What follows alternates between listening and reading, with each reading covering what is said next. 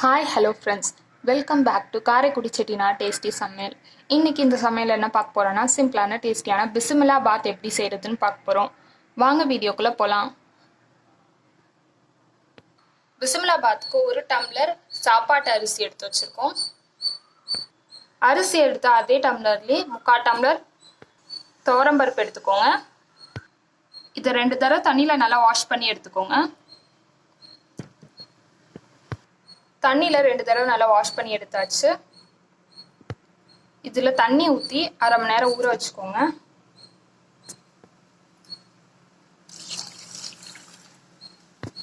இதை மூடி வச்சு 1/2 மணி நேரம் ஊற வச்சுக்கோங்க. பெரிய நெல்லிக்காய் சைஸ் அளவு புளி எடுத்து வச்சுக்கோங்க. இதில் 1/2 டம்ளர் தண்ணி ஊற்றி ஊற வச்சுக்கோங்க 1/2 மணி நேரம். சாம்பார் பொடி அரைக்கிறதுக்கு என்னென்ன தேவைன்னு பார்க்கலாம் வாங்க. 1 ஸ்பூன் கடலைப்பருப்பு, 1 ஸ்பூன் உளுந்தம்பருப்பு,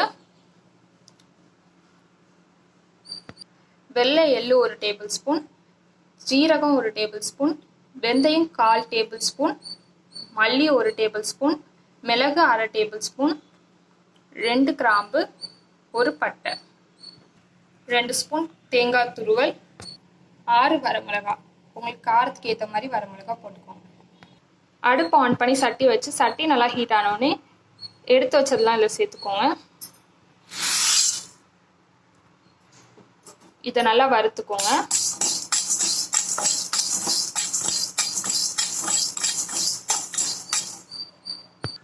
இது கொஞ்சம் சூடு வந்ததும் எடுத்து வச்ச 6 வரமிளகாயை சேர்த்துக்கோங்க. இதையும் நல்லா வறுத்துக்கோங்க.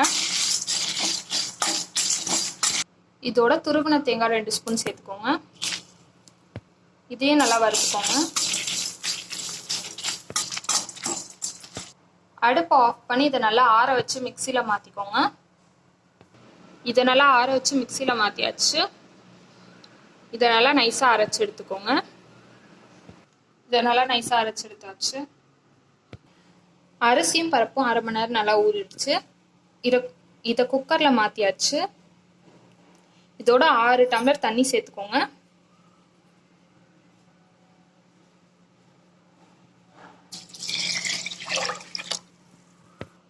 இதோட 1/4 டேபிள் ஸ்பூன் மஞ்சள்தூள் சேர்த்துக்கோங்க. தேவையான அளவு கல்லுப்பு சேர்த்துக்கோங்க. இதை மூடி வச்சு 4 விசில் வச்சு எடுத்துக்கோங்க. பிஸ்மில்லா பாத்துக்கு என்னென்ன காய் தேவைன்னு பார்க்கலாம் வாங்க. சின்ன வெங்காயம் கொஞ்சம், 1 தக்காளி, கொஞ்சம் கேரட்டு, பீன்ஸு, உருளைக்கிழங்கு, கத்திரிக்காய், முருங்கைக்காய். அடுப்பு ஆன் பண்ணி சட்டி வச்சு எண்ணெய் ஊற்றி எண்ணெய் நல்லா ஹீட் ஆனோடனே கடுகு போட்டுக்கோங்க. இதோட சின்ன வெங்காயத்தை சேர்த்துக்கோங்க. இதை நல்லா வதக்கிக்கோங்க.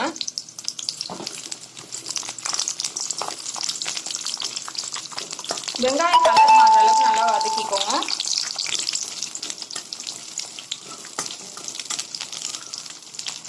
வெங்காயம் கலர் மாற அளவு நல்லா வதக்கியாச்சு. எடுத்து வச்ச தக்காளி அதில் சேர்த்துக்கோங்க. இதே நல்லா வதக்கிக்கோங்க.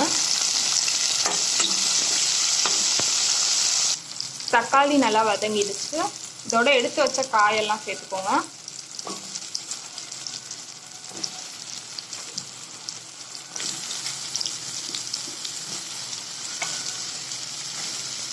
தேவையான அளவு கல்லுப்பு சேர்த்துக்கோங்க. இதோட இது எல்லாத்தையும் 5 நிமிஷம் நல்லா வதக்கிக்கோங்க.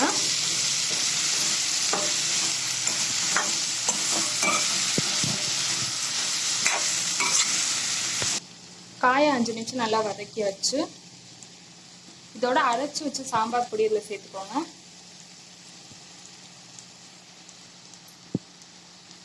இதோட தனி மிளகாத்தூள் 1/2 ஸ்பூன் சேர்த்துக்கோங்க. இது எல்லாத்தையும் நல்லா மிக்ஸ் பண்ணிக்கோங்க.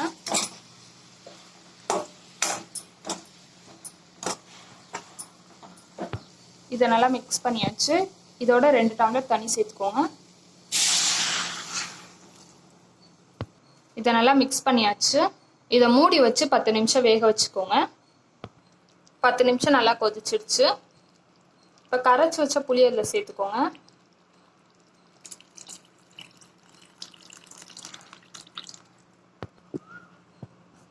இதையும் மூடி வச்சு 10 நிமிஷம் வேக வச்சுக்கோங்க.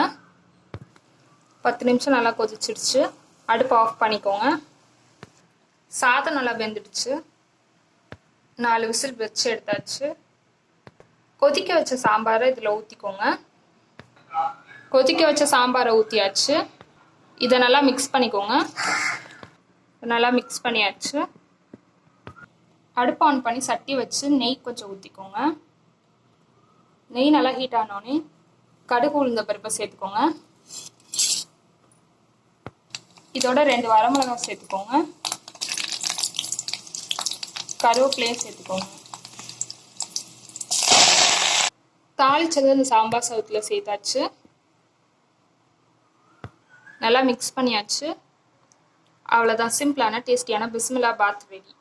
இந்த வீடியோ உங்களுக்கு பிடிச்சிருந்துச்சுன்னா லைக் பண்ணுங்கள், ஷேர் பண்ணுங்கள், கமெண்ட் பண்ணுங்கள். அண்ட் மறக்காமல் சப்ஸ்கிரைப் பண்ணுங்கள். பக்கத்தில் இருக்க பெல் ஐக்கானையும் கிளிக் பண்ணுங்கள். அப்போ தான் நாங்கள் போகிற வீடியோ உங்களுக்கு உடனே நோட்டிஃபிகேஷனாக வரும்.